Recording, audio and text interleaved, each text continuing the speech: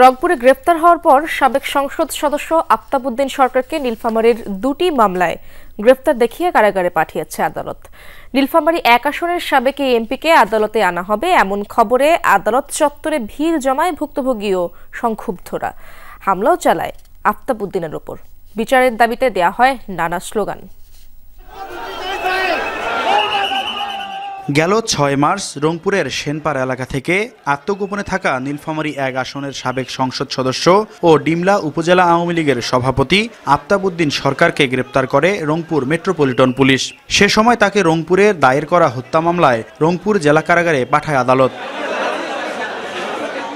এরপর 2018 সালের নির্বাচনের সময় খালেদা জিয়ার ভগ্নিপতি অধ্যাপক রফিকুল ইসলামের গাড়িবহরে হামলা ও অগ্নিসংযোগ মামলা এবং যুবদল নেতা মাসুদ বিন আমানের দায়ের করা চাঁদাবাজি মামলায় নীলফামারী জেলা জজ আদালতে শোন অ্যারেস্টে আবেদন করেন পুলিশ। জুডিশিয়াল ম্যাজিস্ট্রেট আদালত তাকে দুটি মামলায় গ্রেফতার দেখিয়ে কারাগারে পাঠানোর নির্দেশ দেন। আসামি যেহেতু শোন অ্যারেস্টের আবেদন দেওয়া হয়েছিল, তাকে মামলায় গ্রেপ্তার দেখানো হয়েছে।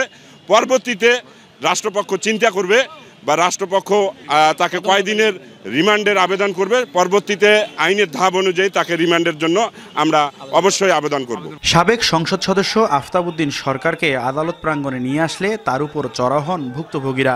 ডিম নিক্ষেপ করেন সংক্ষুব্ধরা। গাড়িতে ওঠানোর সময় মারধরের চেষ্টাও করা হয়। অনেকেই তার ফাঁসি চেয়ে আসামিবাহী গাড়ি আটকানোর চেষ্টা করেন। অসংখ্য ঘরবাড়িতে তারা আগুন দিয়েছেন, অসংখ্য মানুষকে তারা নির্মমভাবে নির্যাতন করে পঙ্গুত্ব বরণ করে দিয়েছেন। 16 বছর অন্যায় অত্যাচার নিপীড়নের কারণে মনের যে ক্ষোভ কিংবা জনগণের সাথে যে এই অন্যায়, মূলত এই অন্যায়ের বিচার চাই আমরা।